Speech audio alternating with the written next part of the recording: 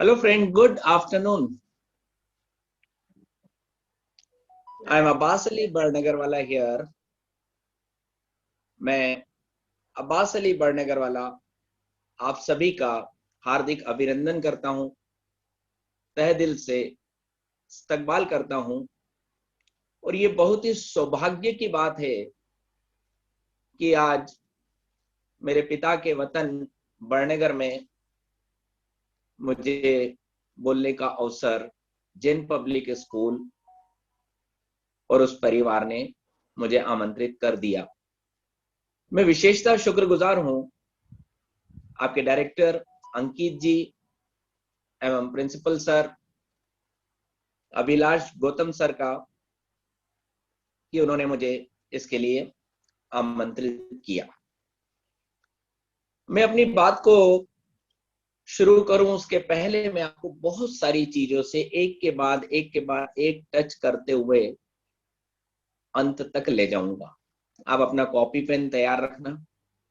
मैं आपको एक ऐसे सर्कल के अंदर डिटेल में बताऊंगा कि when you enter in commerce stream, जब आप कॉमर्स विषय वाणिज्य के विषय के साथ आप कक्षा 11वीं में प्रवेश लेते हैं तो आपकी जो शैक्षणिक यात्रा का हाई स्कूल के बाद हाई सेकेंडरी में जो शुरुआत 11 से हो रही है वो यात्रा कहां कहां दूर दूर तक जाती है। हम अपनी जिंदगी में इस रास्ते से कौन कौन से लक्ष्य को प्राप्त कर सकते हैं यदि हम सिस्टमेटिक पढ़ना चाहते हैं। एक बात बहुत अच्छे से समझने की कोशिश करिएगा कि पहली क्लास से 10वीं क्लास तक आपने बहुत सारी पढ़ाई की। अपन स्टार्ट करें तो मम्मी घर से ABCD पढ़ाते हुए आपको लेकर गई थी, 1 to 3 याद कराते हुए लेके गई थी। आपने स्कूल में एडमिशन लिया होगा, शायद इंटरव्यू रूम तक, प्रिंसिपल के रूम तक जाने तक, स्कूल के गेट तक जाने तक मम्मी बोल रही थी जल्दी से आंसर दे देना, A for Apple, B for baby, 1 2 3 4, अनार का, आम का, इमली का। यहां से आपने यात्रा शुरू करी और 10वीं क्लास तक आपने सभी विषय को पढ़ा। सभी विषय का मतलब क्या है? हिंदी पढ़ी, अंग्रेजी पढ़ी, विज्ञान पढ़ा, गणित पढ़ा, सामाजिक अध्ययन पढ़ा, Hindi, English, science, social science, history, civics, geography, Sanskrit, mathematics. बहुत अच्छे से टेबल भी याद करें, 2 1 2, 2 2 4, 2 3 6, 2 4 8। सब कुछ पढ़ने के बाद आप क्लास 10th तक आ गए। अब क्लास 10th से आपको एक स्पेसिफिक पाथ पे जाना है। आपके द्वारा चुने गए एक लाइनअप, प्री डिसाइडेड जो बना हुआ रोड मैप है उस पे चलना है और उस रोड मैप पे पता नहीं कितने चौराहे, कितनी गलियां और कितने बड़े रोड और कितने हाईवेज निकलते हैं। उन सब चीज के ऊपर मैं स्टेप बाय स्टेप आपको लेकर चल रहा हूं। एक बात ध्यान रखिएगा, now this is very important to listen this what I am telling, कि अप टू क्लास 10th आपने सब सब्जेक्ट पढ़े थे। इस सब सब्जेक्ट पढ़ने में 10 साल के अंदर हर साल आपको 5 और 6 टीचर का सामना करना पड़ता था। उनमें से कोई हिंदी पढ़ाता था, कोई इंग्लिश पढ़ाता था, कोई मैथ्स पढ़ाता था। ये 10 साल तक आने में यदि कहीं पर भी छोटी सी वीकनेस हिंदी रह गई हो, छोटी सी वीकनेस इंग्लिश रह गई हो, थोड़ी सी वीकनेस मैथमेटिक्स कैलकुलेशन रह गया हो, थोड़ी सी वीकनेस हमारी फिजिक्स में, केमिस्ट्री में, बायोलॉजी में, वॉट एवर इज देयर, वो सब क्लास 10th तक पूरी सिमट कर आपने अपने आप में, अंतःमन में, अपने दिमाग में उसको अच्छे से आपने ले लिया। अब इतने सारे सब्जेक्टों से हटकर आप एक इस पाथ की तरफ जा रहे हैं। सर आपका स्वागत है Ankit sir. I am very happy to see you here.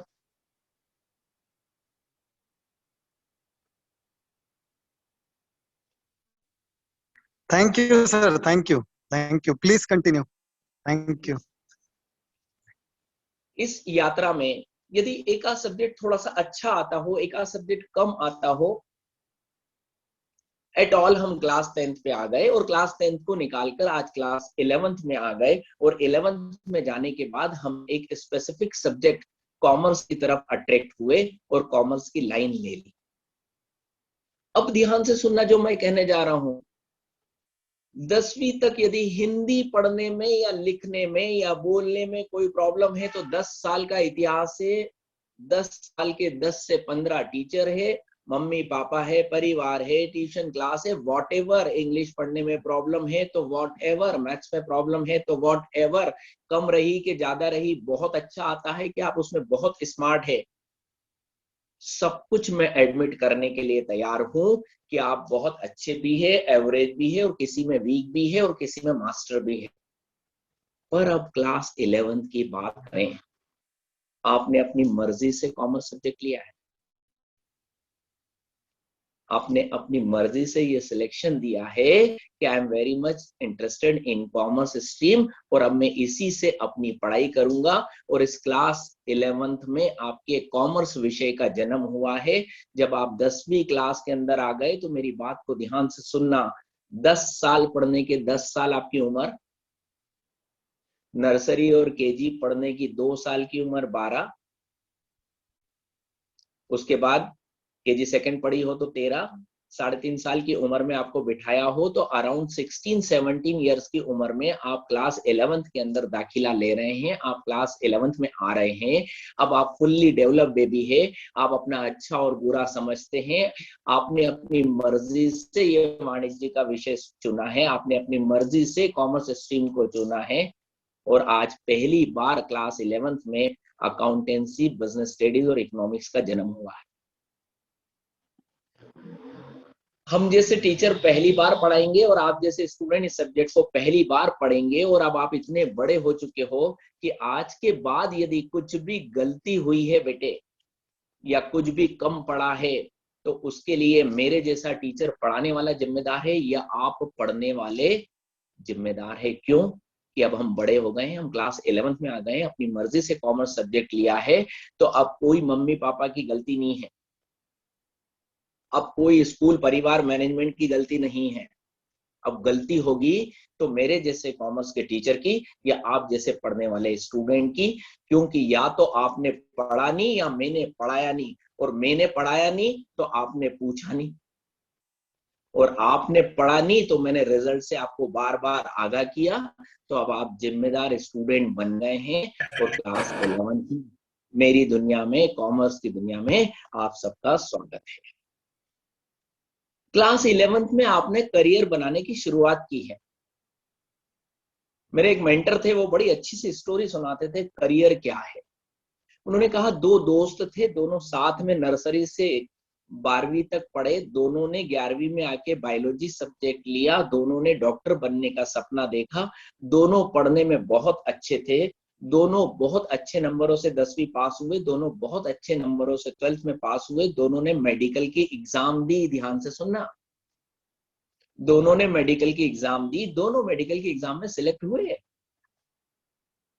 दोनों ने मेडिकल का कोर्स 5.5 years में इंटर्नशिप के साथ कंप्लीट किया। पहले डॉक्टरी की डिग्री ली, फिर हॉस्पिटल में 1.5 years का प्रैक्टिस, 18 महीने का कोर्स किया उन्होंने, और उसके बाद दोनों ने अपने अपने सब्जेक्ट में मास्टरी करी और प्रैक्टिस के लिए मुंबई जैसी जगह पे पहुंचे। एक ने बॉम्बे सेंट्रल के अंदर अपनी डिस्पेंसरी खोली और एक ने बॉम्बे सेंट्रल से 40 किलोमीटर दूर आउटस्कर्ट के ऊपर अपनी डिस्पेंसरी खोली। पहले वाले ने जिसने बॉम्बे सेंट्रल में डिस्पेंसरी खोली वो हमारा फैमिली फिजिशियन बना। जरा सा बुखार आया, दौड़ के बताने चले गए, जरा सा गला खराब हुआ, बताने चले गए, घर में कुछ भी होता था तो बोलते थे जाओ डॉक्टर साहब को जाके बताया। हम डॉक्टर साहब को जाके बताए आते थे और वो 100 रुपए हमारी फीस था। ध्यान से सुनना, मैं आपको करियर का मीनिंग बताऊंगा। करियर मीन्स व्हाट, नहीं तो ये कैरियर माल उठाने वाला, माल ढोने वाला कैरियर बन जाएगा। वो 100 रुपए फीस लेते थे। एक दिन मेरे परिवार में किसी को पेट में बहुत दर्द उठा और डॉक्टर ने कहा कि ये दवाई ले लेना। 3 दिन दवाई ली, दर्द बंद हो गया और फिर दर्द पहले से ज्यादा उठा। डॉक्टर ने कहा आप एक्सरे करा लाओ। वापस एक्सरे कराया, थोड़ा क्लियर नहीं हुआ तो उसने कहा सीटी स्कैन करवाया। हमने सीटी स्कैन करवा लिया। सीटी स्कैन में आया कि अंदर गड़बड़ है, अपेंडिक्स है और इसको ऑपरेट करना पड़ेगा और तुरंत करो, नहीं तो कुछ खतरा हो सकता है। जैसे ही घर आके बताया, उन्होंने कहा अरे नहीं नहीं, ऑपरेशन कराने की इतनी जल्दी मत करो। वो 40 किलोमीटर दूर जो डॉक्टर है ना, एक काम करो उससे जाके ओपिनियन ले लो। उसके वहां फोन लगाया, उसने कहा मैं 8 दिन बाद का टाइम दे रहा हूँ। हमने कहा पेशेंट तो बहुत खराब हालत में है। उसने कहा अच्छा, इमरजेंसी में मैं कल शाम को चेक कर लूंगा, 2000 रुपए फीस जमा करा दो। ये कितने रुपए में देखते थे? 100 रुपए में। वो कितने में देखता है? 2000 में। ये रोज सुबह और शाम डिस्पेंसरी पे बैठते हैं, वो एक टाइम बैठता है। ये चाहे वॉक इन चले जाओ, चेक कर लेते हैं, वो अपॉइंटमेंट से चेक करता है। ये चेक करने के बाद फीस लेते हैं, वो बिफोर आपसे डिपॉजिट कराते हैं और फिर टाइम देते हैं। उस समय आप दिखाने के लिए जाते हो, तो दोनों के बीच जो 1900 का अंतर है, दिस इज कॉल्ड करियर। क्योंकि पहले वाले डॉक्टर ने सिर्फ अपनी पढ़ाई करी थी, पर दूसरे वाले डॉक्टर ने पढ़ाई में स्पेशलाइजेशन किया था। वो सच में सब्जेक्ट में इन्वॉल्व होके पढ़ता था, विशेषज्ञ बना था। उसने अपनी सभी सब्जेक्टों को ध्यान से पढ़ा था और उसमें पारंगत हुआ था। ही और she qualified in his her subject. और उसी विशेषज्ञता की वजह से हम उसके यहाँ लाइन लगा के 2000 रुपए एडवांस फीस भरकर उसके वहां दिखाने के लिए जाते हैं। This is the difference between ordinary and specialization. आप समझ रहे हैं? से यस और नो? Yes sir. अब आपको ये कॉमर्स स्ट्रीम पढ़ना है और इस कॉमर्स स्ट्रीम के अंदर आपको वो 40 किलोमीटर दूर वाला डॉक्टर बनना है कि आप विषय के विशेषज्ञ बने। अब आप अपने लिए पढ़ाई कर रहे हैं, इससे आपकी लाइफ चलने वाली है, आप जिंदगी में इससे तरक्की करने वाले हैं। एक दूसरा कैलकुलेशन छोटा सा और बताता हूं और सीधे सब्जेक्ट के ऊपर आता हूं कि अब हमारे रास्ते कौन कौन से खुल रहे हैं। आप सोचो कि 16-17 साल की उम्र में आप 10th क्लास में आए हो। अभी आपको 2 साल और पढ़ना है, उसके बाद 3 साल ग्रेजुएशन के करना है और उसके बाद 2 साल पोस्ट ग्रेजुएशन के करना है। देखो पहले 2 साल तो 11th-12th पढ़ने में चले जाएंगे। नेक्स्ट 3 इयर्स डिग्री कोर्स हमारे यहाँ प्रचलित है इंडिया में। और उसके बाद हम आते हैं 2 साल के स्पेशलाइजेशन पे कि मास्टर डिग्री करेंगे। तो आज से यदि 7 इयर्स की यात्रा है, तो यदि आज हम हमारी उम्र एवरेज 17 इयर्स मानते हैं, तो 7 साल बाद हम 24 साल के हो जाएंगे। 24 साल के बाद किसी भी प्रोफेशन में, किसी भी बिजनेस में जमने का टाइम एवरेज 6 से 8 साल माना गया है। तो यदि मैं 6 से 7 साल 24 साल में जोड़ दूं तो आप 31 साल के हो जाएंगे। अब आप उस पायदान पे खड़े होंगे जहां से आपकी जिंदगी रफ्तार पकड़ने वाली है। आप अपनी मनमर्जी के बादशाह हो जाएंगे, क्योंकि आप सब्जेक्ट स्पेशलिस्ट है। आपने जो विषय चुना था आप उसमें पारंगत हो और आप अपनी जिंदगी को आगे बढ़ाना चाहते हो, तो आप स्पीडी काम करना शुरू करोगे। आपकी उम्र 31 साल है। आप खुद सोचो, यदि आपका जन्म अपने मम्मी पापा की 25 साल की उम्र में हुआ है, तो आज जब आप इस मुकाम पे पहुंचोगे तो वो अराउंड 55, 56, 57 में चले जाएंगे। जब आप 31 साल में किसी मुकाम पे पहुंचोगे 31 इयर्स में, तो अपने पेरेंट्स अराउंड 55, 56 के अंदर पहुंच जाएंगे। बताओ उस समय मम्मी पापा कभी ये तो नहीं बोलेंगे कि बेटा आज 1000 रुपए दे देना, इंदौर जाके सयाजी होटल में एक पार्टी करना है, या बेटा 2000 रुपए दे देना, आज एक ली की जीन्स लाना है, या बेटा 5000 रुपए दे देना, मैं बाहर घूमने के लिए जा रहा हूं। उस समय वो तो क्या चाहेंगे? बेटा कोई अच्छी से अच्छी यात्रा करवा दे, भगवान को भजना है, ईश्वर को याद करना है, इबादत करना है। और वो भी किस लिए? आपके लिए दुआ मांगने के लिए। उन्होंने तो अपनी लाइफ जी ली 55-60 साल की, और अगले 20, 25, 30 साल भगवान जितनी उम्र देगा 100 साल तक वो अपने आप जी लेंगे, और इतना तो उन्होंने कमाया ही है। आपकी कमाई आपके पास रहेगी, और आप जितने अच्छे खड़े होंगे अपनी जगह पर, उन लोगों का इतना आशीर्वाद आपके साथ मिलता रहेगा, उनकी दुआओं से आप आगे बढ़ते चले जाओगे। पर वो आपके हिस्से में से कुछ नहीं मांगेंगे, वो अपना हिस्सा आपको देके चले जाएंगे। तो बच्चों कम से कम आप अपनी जिंदगी बनाने के लिए आपसे ईमानदारी से मेहनत करना। आपने कॉमर्स सब्जेक्ट लिया है, इसमें कितनी सारी लाइनें खुल रही है मैं बता रहा हूँ, उसमें खूब आगे बढ़ना, अपने माता पिता का खूब आशीर्वाद लेना, खूब तरक्की करना, और उनको भी ऐसा लगे कि हमारी संतान ने कुछ किया। ध्यान रखना, आपने स्वार्थी बनकर खुद के लिए कुछ कर लिया। ध्यान से सुनना, शब्द बहुत गलत प्रयोग कर रहा हूं मैं, स्वार्थी। यदि आपने स्वार्थी बनकर खुद अपने आप को अच्छा स्थापित कर लिया, तो एक अच्छा विद्यार्थी आगे गया, एक अच्छा समाज का सदस्य आगे गया, एक अच्छा बेटा या बेटी आगे गया, एक अच्छा प्रदेश का नागरिक आगे गया, एक राष्ट्र का नागरिक आगे गया, और हमारा परिवार और कुनबा इससे रोशन हुआ। ये सब चीजें अपने आप मिल जाएगी। तो अब फोकस्ड हो जाना अपनी पढ़ाई के लिए। से यस और नो?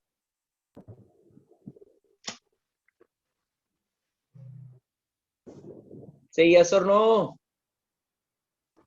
Yes sir. इतने सारे लोग मुझे सुन रहे हैं, मैं सबके नाम देख रहा हूँ। अमन, अंकित, अश्विन, भव्या और दिशा, हर्षिता, हितार्थ, पूजा, सोनल, जितने भी स्टूडेंट मुझे यहाँ नाम दिख रहे हैं, I am very happy to see here कि आप बहुत अच्छे से यहाँ सुन रहे हैं। अब आगे चलते हैं। 10वीं के बाद जब 11वीं में इंटर हुए, तो आपको 5 विषय मिनिमम पढ़ना है, जिसमें से एक लैंग्वेज, क्योंकि हम इंग्लिश मीडियम स्कूल में हैं, तो एक लैंग्वेज इंग्लिश। इसके बाद कॉमर्स के 3 अनिवार्य विषय है। एक है अकाउंटेंसी, दूसरे नंबर पे है बिजनेस स्टडीज, और तीसरे नंबर पे है इकोनॉमिक्स। इसके साथ एक ऑप्शनल सब्जेक्ट दिया जाता है, ईशिप, एंटरप्रेन्योरशिप। इसको बहुत सारे स्कूल बिजनेस स्टडीज से रिप्लेस करते हैं, और कुछ स्कूल इसको एडिशनल सब्जेक्ट की तरह देते हैं। आपकी मर्जी है वो लेना या नहीं लेना। और उसके साथ एक सब्जेक्ट फिजिकल एजुकेशन 5वें सब्जेक्ट की तरह लोग लेते हैं। तो बच्चे स्कोर करने के लिए 4 सब्जेक्ट, एक लैंग्वेज, एक फिजिकल एजुकेशन के साथ बिजनेस स्टडीज, इकोनॉमिक्स और अकाउंट्स का ब्लेंडिंग लेते हैं। ये सर्वोत्तम है, सबसे अच्छा है।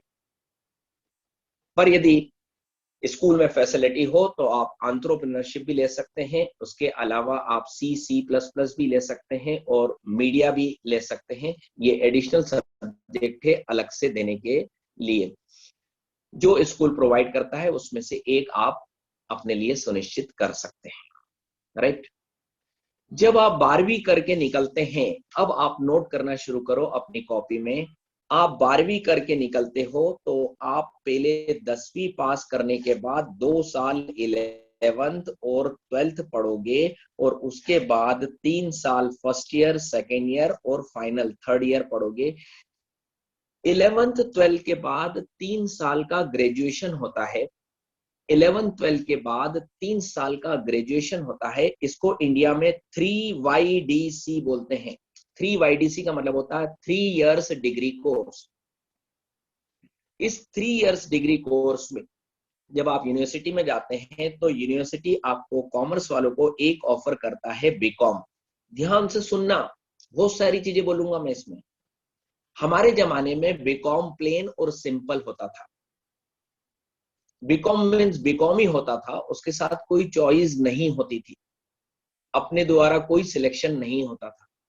पर अभी प्रेजेंट एज में यूनिवर्सिटी ग्रांट कमीशन, जो इंडिया की सभी यूनिवर्सिटीज को चलाती है, उन्होंने एक बहुत ही अच्छा डिजाइन सिलेबस दिया है। उसमें आप बीकॉम प्लेन कर सकते हो।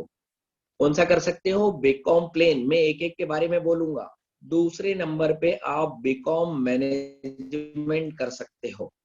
तीसरे नंबर पे बीकॉम फॉरेन ट्रेड कर सकते हो। ध्यान से सुनना, बीकॉम प्लेन कर सकते हो, बीकॉम मैनेजमेंट कर सकते हो, बीकॉम फॉरेन ट्रेड कर सकते हो, बीकॉम टैक्सेशन कर सकते हो, बीकॉम कंप्यूटर साइंस कर सकते हो।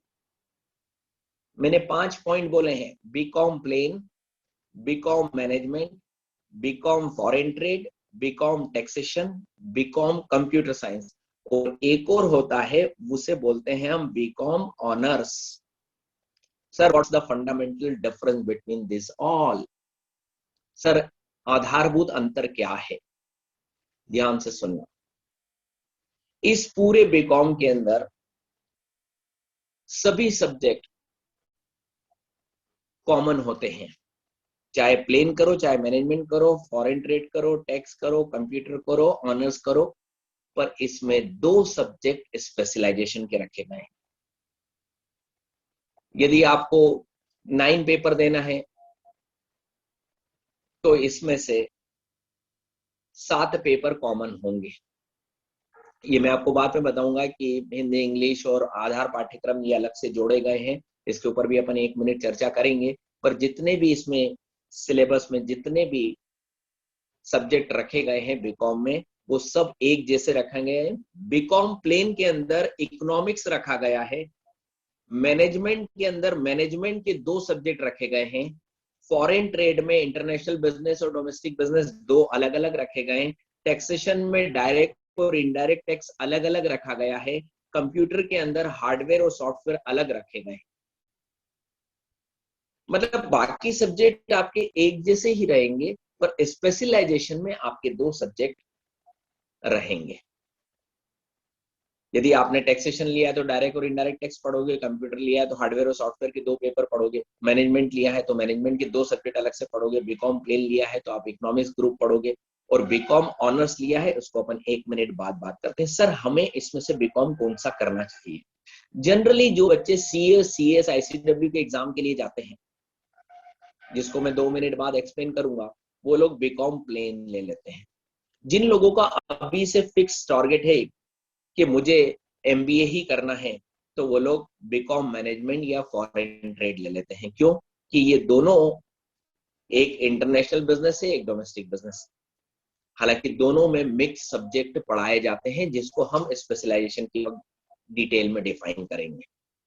जो बिजनेसमैन के बच्चे हैं वो अपने बिजनेस को देखने के लिए टैक्सेशन ले लेते हैं, ताकि बिजनेस में इन्वॉल्व हो तो वो टैक्सेशन का अच्छा सा नॉलेज रख सके।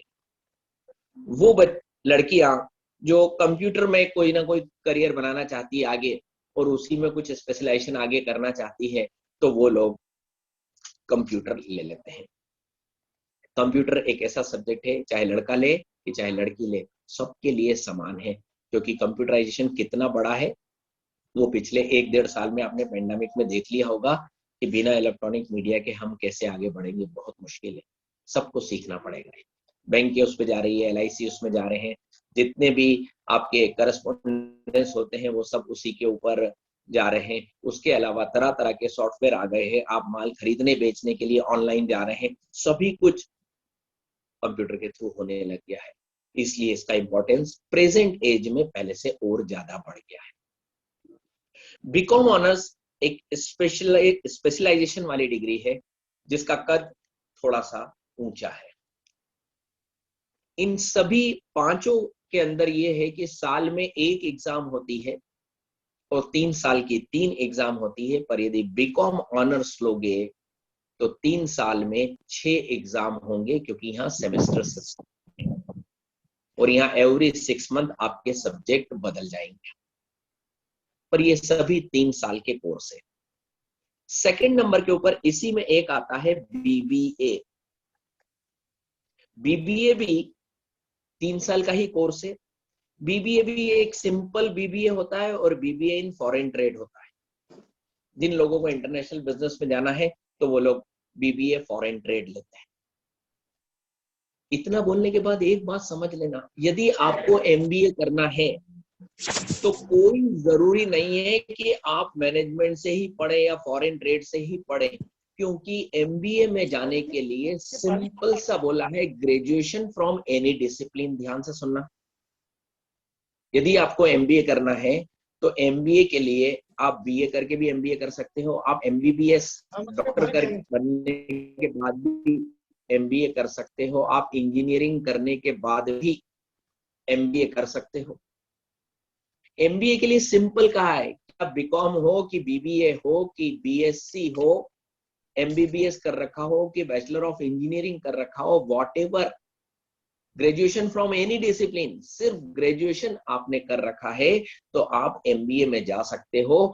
और MBA में जाने के लिए बहुत सारी एग्जाम होती है, कैट, मैट, जेट, सेट, आपने बहुत सारे नाम सुने होंगे। उस एग्जाम को क्वालिफाई करना होता है। मतलब एमबीए में जाने के लिए उस ब्रिज पे से निकलना होता है और उस एग्जाम को पास करने के बाद आप एमबीए में जा सकते हो ग्रेजुएशन के बाद। पर ध्यान से सुनना, कैट में लाखों लोग, कॉमन एंट्रेंस टेस्ट के अंदर लाखों लोग एग्जाम देते हैं और इंडिया में आईएम तो गिनती के ही है, उनका इंटेक भी बहुत कम है, 25,000 के आसपास ही है। तो बाकी लाखों लोग एग्जाम देते हैं, तो कहाँ जाते हैं सर? तो मैं आपको बताना चाहता हूँ कि ये जो कॉम्पिटिटिव एग्जाम होती है, ये सिर्फ आपका एग्जाम लेकर आपका रैंकिंग कर देती है। एग्जाम लेके रैंकिंग कर देती है, मतलब ये फर्स्ट नंबर पे, ये सेकंड नंबर पे, ये फोर्थ नंबर पे, ये 100 नंबर पे, ये 1000 नंबर पे, ये 1 लाख नंबर पे, ये 1,50,000 पे, ये 2 लाख पे, ये 2,31,185 के ऊपर है। सिर्फ रैंकिंग कर देती है। इस एग्जाम में कोई फेल नहीं होता, खाली टैलेंट को लाइन से लगा देती है कि सबसे टॉप पे कौन है, उसके बाद कौन, उसके बाद कौन, उसके बाद कौन, उसके बाद कौन। तो नेचुरली जो टॉप रैंकर्स होते हैं वो तो आईएम में एडमिशन ले लेते हैं।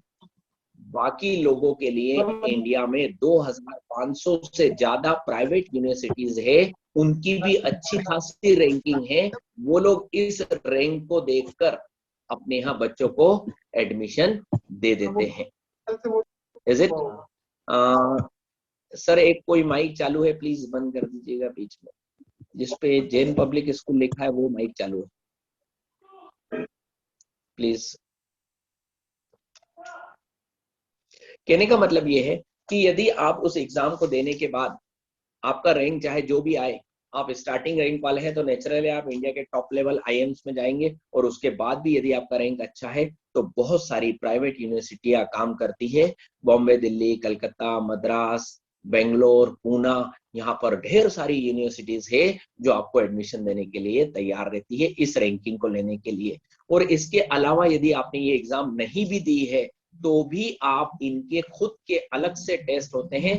हर किसी यूनिवर्सिटी ने अपने एग्जाम का नाम कॉमन एंट्रेंस टेस्ट रख रखा है, सीईटी। आप सीईटी देके इसके अंदर जा सकते हैं। और ये यूनिवर्सिटीज 3 इयर्स कोर्स भी ऑफर करती है और 5 इयर्स कोर्स भी करती है। 5 इयर्स कोर्स में ये खूबी है कि 3 साल के बाद आप बिना कोई एग्जाम दिए अगले 2 साल एमबीए का कोर्स कर सकते हो, मतलब आप थ्रू 5 इयर्स निकल सकते हो। ऐसा कोर्स आईएम भी करवाता है, इसमें इंदौर का आईएम भी करवाता है। इसके अलावा भी 2-3 आईएम ने और शुरू किए हैं ये कोर्स। आप 12वीं के बाद इसका एंट्रेंस टेस्ट दो और उस एंट्रेंस टेस्ट से सिलेक्ट हो जाओ तो 3 इयर्स प्लस 2 इयर्स 5 इयर्स करके निकलो। जो पूरी इंडिया से ग्रेजुएशन करने के बाद इस एग्जाम को देते हैं, एंट्रेंस एग्जाम को, और वो आईएम को ज्वाइन करते हैं, और आप 12वीं के बाद ज्वाइन करके जब आप चौथे साल में आते हो तो आप दोनों साथ में पढ़ते हो। उनको 3 साल बाद फाइट करना पड़ा, आपने 12वीं के बाद ही फाइट कर लिया। और 12वीं के बाद फाइट करने वाले कम लोग होते हैं, ग्रेजुएशन के बाद फाइट करने वाले बहुत ज्यादा लोग होते हैं। तो आजकल लोग बहुत सारे सीईटी की एग्जाम आईएम के लिए अभी दे देते हैं 12th के बाद। इसकी तैयारी आप 11वीं क्लास पास करने के बाद जैसे ही छुट्टियां लगे वहां से चालू करना, और 12वीं की पढ़ाई के साथ इसको चालू रखना। इसमें हफ्ते में 2 दिन या 3 दिन ही क्लास लगती है, पर छुट्टियों में ये लोग 5 दिन लगा देते हैं। और फिर साल भर आप 12 की तैयारी करो तो हफ्ते में 2 या 3 दिन लगाते हैं। और जैसे ही 12 का लास्ट पेपर होता है उसके बाद फिर 6 दिन क्लास लगा के आपको एग्जाम हॉल तक वो लोग भेजने की तैयारी करवाते हैं। अब क्वेश्चन ये आता है कि सर आपने ये तो बता दिया कि ग्रेजुएशन तो मिनिमम करना होगा यदि मास्टर डिग्री में जाना है। तो मास्टर डिग्री के अंदर अपन ने मैनेजमेंट के बारे में पढ़ लिया, सुन लिया। अब मैनेजमेंट भी बहुत तरीका से होता है बेटा, सिर्फ ऑफिस मैनेजमेंट होता है, ऑटोमेशन के अंदर होता है, big data analysis, data science में मैनेजमेंट होता है, ऑपरेशन रिसर्च में मैनेजमेंट होता है। मैनेजमेंट की बहुत सारी ब्रांच है, सिर्फ फाइनेंस में मैनेजमेंट होता है, सिर्फ एचआर में, ह्यूमन रिसोर्स के अंदर मैनेजमेंट होता है। इनके कॉम्बिनेशन भी होते हैं, finance and marketing, finance and HR, HR and marketing, 2 subject लेके, एक मेजर और एक माइनर सब्जेक्ट लेकर, ऐसे 2-2 सब्जेक्ट लेके भी मैनेजमेंट होता है। पर उस यात्रा तक आपको पहुंचने में अभी कितने साल है? पहले 3 साल ग्रेजुएशन है, उसके बाद है, जब तक तो अभी और सीन चेंज हो रहा है। आपको बता दूं इस पेंडेमिक के बाद पूरी संभावना है कि फॉरेन की कई यूनिवर्सिटियां इंडिया के अंदर अपने सेंटर लेकर आएगी, और वो पहले ऑनलाइन से आपको पूरा पढ़ाएगी और एग्जामिनेशन सेंटर इंडिया में रख के आपसे एग्जाम लेगी। बहुत सारी यूनिवर्सिटीज तैयारी कर रही है, यदि आप नेट के ऊपर पढ़ोगे तब तक तो सीन ही बदल जाएगा और आपके पास एक गोल्डन चांस है इसके अंदर जाने का। तो मैनेजमेंट के बारे में सुन लिया, और मैनेजमेंट के लिए अभी 2 साल प्लस 3 साल 5 साल है, तो अपन फिर से एक आध दो बार ये वाला प्रोग्राम कर लेंगे। 12वीं के बारे में अपन ने पढ़ लिया कि इतना सब्जेक्ट तो अपने को पढ़ना ही है, और ग्रेजुएशन के बारे में अपन ने बीकॉम और बीबीए देख लिया। अब आते हैं अपन सीए, सीएस और आईसीडब्ल्यू के एग्जाम के बारे में। इनको मैं सबको जोड़कर मैं आपको ब्रीफ में बता रहा हूं। 10वीं के बाद सीए और सीएस का फॉर्म भरा जा सकता है, पर एग्जाम 12वीं के बाद दिया जाता है। चाहो तो आप 10th के बाद इसका फॉर्म खरीद के भर सकते हो, आपके पास बुक आ जाएगी। आप चाहो तो 11वीं में जाकर ये फॉर्म भर सकते हो, आपके पास बुक आ जाएगी। आप चाहोगे तो 12वीं के वक्त, जब 12वीं का नवंबर दिसंबर आए, जब आप क्लास 12th में हो, तब भी इसका फॉर्म भर सकते हो। अभी फॉर्म भरने से ये फायदा है, बुकें अभी आ जाएगी, आप पढ़ते रहना 2 साल, बाद में फॉर्म भरोगे तो बाद में बुक आएगी। पर मैं सही सलाह देता हूं कि पहले आप क्लास 11 को इन्वॉल्व होके पढ़ो। जो अकाउंटेंसी क्लास 11 का है वो 100% सीएसीएस आईसीडब्ल्यू के एंट्रेंस टेस्ट में है, चाहे उसका नाम फाउंडेशन हो कि एंट्रेंस टेस्ट हो। जितना इकोनॉमिक्स यहाँ पर है उसका अधिकांश हिस्सा उसके अंदर वहां पर रिपीट होता है। अकाउंट और इकोनॉमिक्स पूरा उसमें रिपीट होता है। बस एक मर्केंटाइल लॉ सब्जेक्ट ही ऐसा होता है जो 11वीं 12वीं में नहीं है, पर वहां जाके पढ़ना पड़ता है, पर उसका वॉल्यूम भी छोटा होता है। और एक होता है मैथ्स, जिसपे सबसे ज्यादा क्वेश्चन मुझे फोन करके स्टूडेंट पूछते हैं। तो मैं आपको बता दूं, यदि आपने 11th और 12th में मैथ्स लिया है तो वेल एंड गुड, और नहीं लिया तो भी आप ये एग्जाम दे सकते हो, क्योंकि सीए के एंट्रेंस टेस्ट के लिए आपको मैथ्स पढ़ने में 4 से 6 महीने का समय लगता है, और आप बहुत आसानी से फोकस्ड होके वो पर्टिकुलर मैथ्स पढ़ लेते हो। उसमें कुछ हिस्सा स्टैटिस्टिक्स का है और कुछ हिस्सा कमर्शियल कैलकुलस का है और कुछ हिस्सा एडवांस मैथमेटिक्स का है। इन सब्जेक्ट में पास होने की एक कंडीशन है कि इनके परसेंटेज पासिंग 50% है बेटा।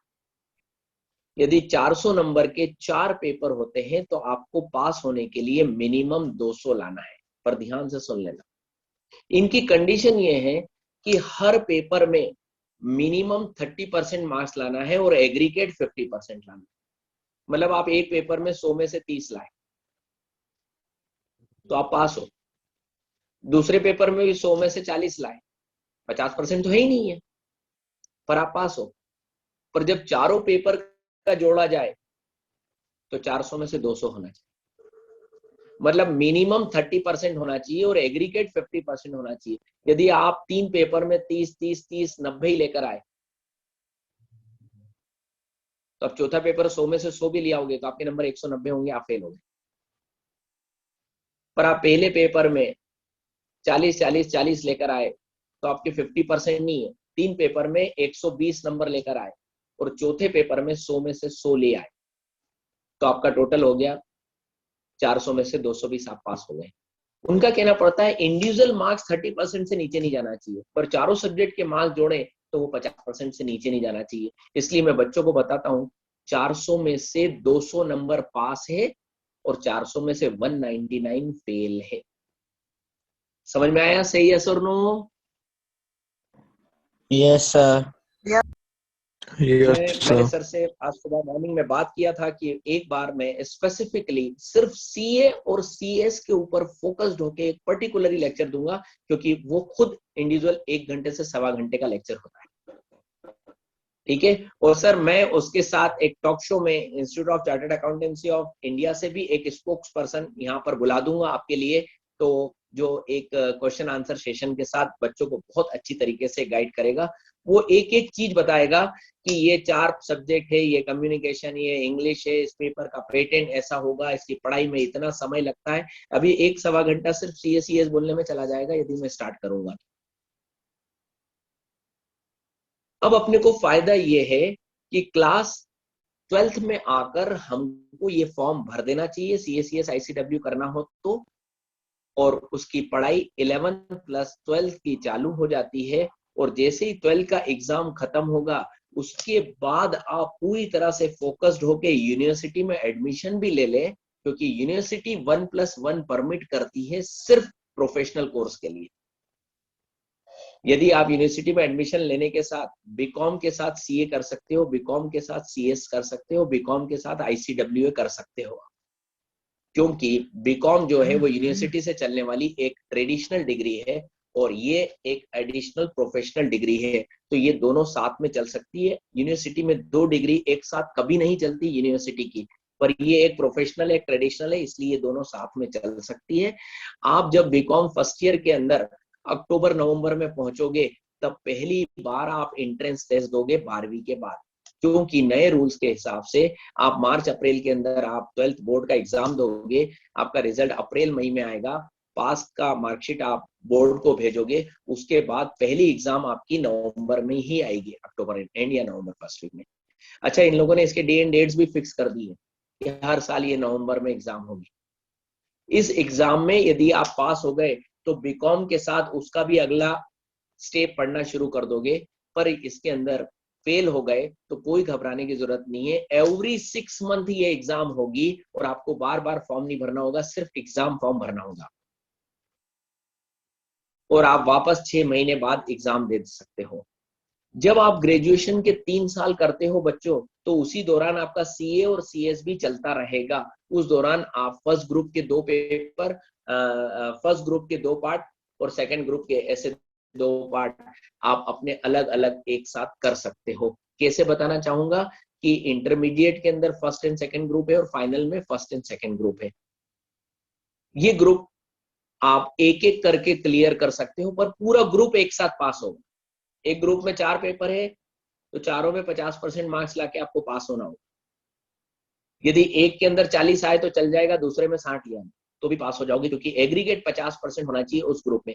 यदि उस ग्रुप के अंदर 4 पेपर है, आप तीनों में इतने नंबर लेकर आए कि वो 40 से प्लस है, कितने से प्लस है, 40 से प्लस है, और चारों मिलाकर 50% से प्लस है, तो आप उस ग्रुप के अंदर पास हो जाएंगे। पर ध्यान रखना, एक नंबर भी कम पड़ गया तो फिर से 4 पेपर देना,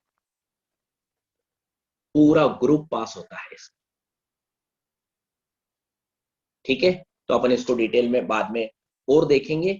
एक दो चीजें मैं और बताना चाहता हूं। आप चाहें तो 12वीं करने के बाद आप बैचलर ऑफ आर्ट्स बीए में भी जा सकते हैं, जिसमें भले आपने या कॉमर्स के सब्जेक्ट लिए हो, पर आप वहां पर जाकर आर्ट्स के सब्जेक्ट ले सकते हो। यदि आपको पब्लिक सर्विस कमीशन की कोई एग्जाम देनी हो, कॉम्पिटिटिव एग्जाम देनी हो, या आपको आईएएस का एग्जाम देना हो, तो आप उसके अंदर जा सकते हो, ओपन है।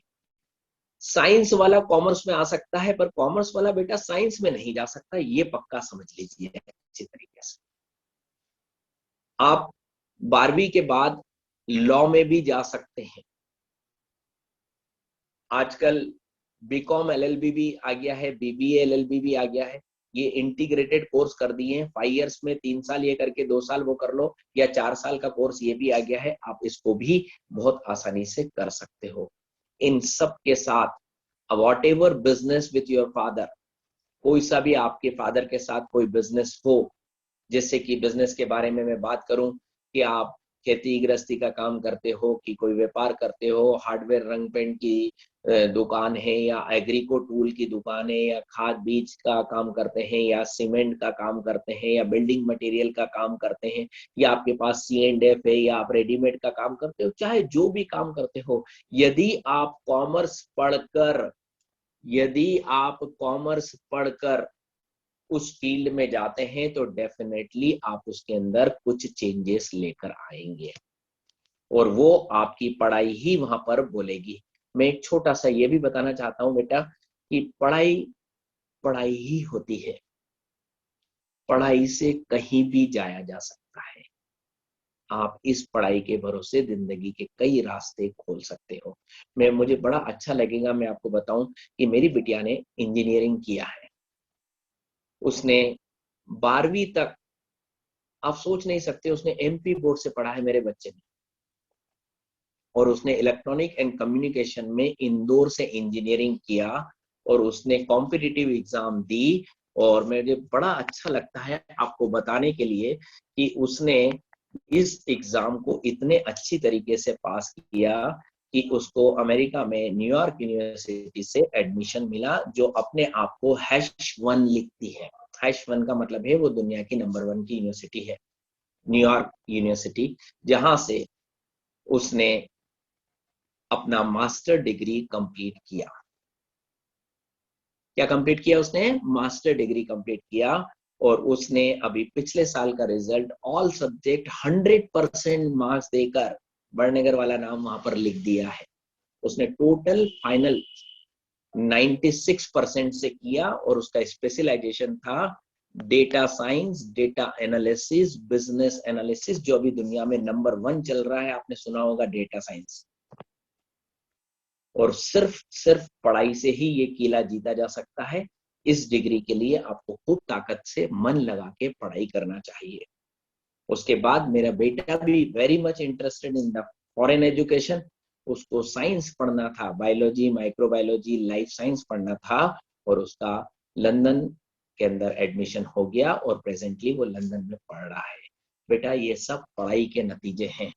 यदि आप बहुत अच्छे तरीके से पढ़ाई करते हैं तो आप बहुत आगे और बहुत आगे जाएंगे। आप में से कोई क्वेश्चन पूछना चाहे तो लास्ट 5-10 मिनट्स में आपके क्वेश्चन का आंसर दूंगा। प्लीज आप अपना माइक ऑन करें और एक के बाद एक अपना नाम बोले और कुछ क्वेश्चन पूछे, मैं आपको बताऊंगा। सर ने मुझे 1 आवर टाइम अलॉट किया है, definitely I will close in 1 hour. और मैं आपके टच में रहूंगा। मैं आपके स्कूल के बच्चों को 12वीं पढ़ाता हूँ। मैं एक और बात बताना चाहता हूँ बेटा, जब मैं पढ़ाता हूँ तो सैटेलाइट से, वीसेट टेक्नोलॉजी से पढ़ाता हूँ, तो ऑल ओवर इंडिया ब्रॉडकास्टिंग होता है। मैं accountancy, financial account, cost account, management account, CA final तक पढ़ाता हूँ। और बेटा, जिस पेंडेमिक में ऑनलाइन क्लासेस लोगों ने पहली बार अभी सुना, मैं इस पे ईयर 2000 से रिसर्च कर रहा हूँ। 20 ईयर्स से मैं इस चीज के ऊपर काम कर रहा हूँ। और मेरी ऑफिस में, मतलब मेरे ब्रॉडकास्टिंग सेंटर पे हर इक्विपमेंट लगा है, जहां से मैं आपको हर चीज सिस्टमेटिक बता सकता हूँ, हर चीज एक्सप्लेन कर सकता हूँ और हर चीज समझा सकता हूँ। पूछिए बेटे, आपको क्या पूछना है? कोई भी कुछ भी पूछना चाहे, थोड़ा सा भी डाउट हो तो पूछे।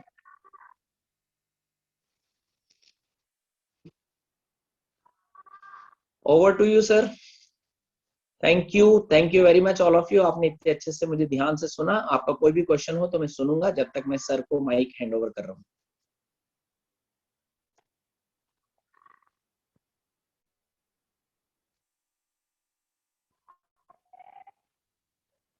Hello sir.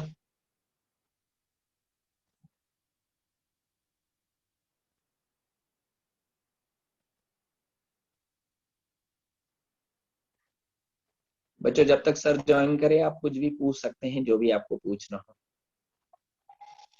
अंकित सर, आप कुछ कहना चाहें?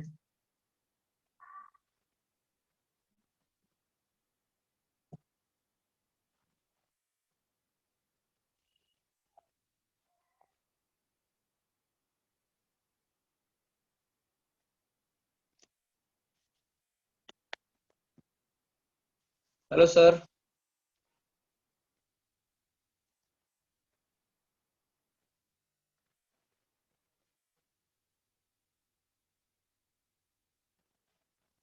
Hello Gautam sir.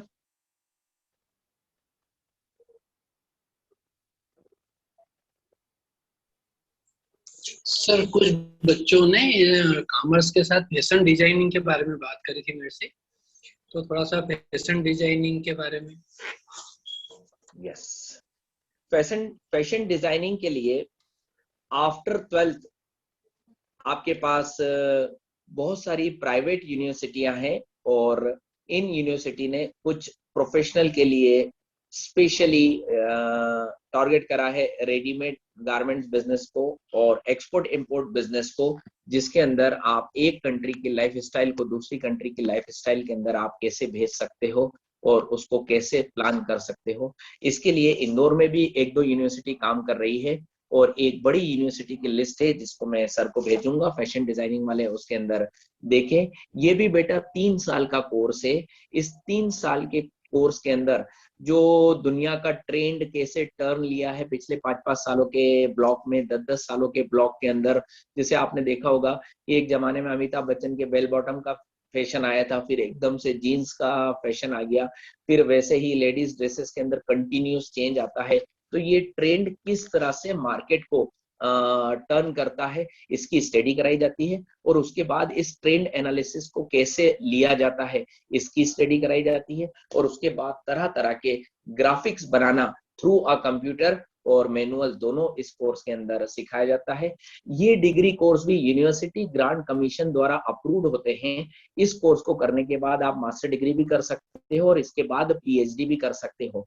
हमारे यहाँ इंडिया में कोई से भी ग्रेजुएशन कोर्स में जाओ तो वो 3 साल का है, और कोई से भी प्रोफेशनल कोर्स में जाओ तो वो 4 साल का है। इसलिए इंजीनियरिंग 4 इयर्स की है और हमारे ट्रेडिशनल कोर्स सब 3 इयर्स के हैं।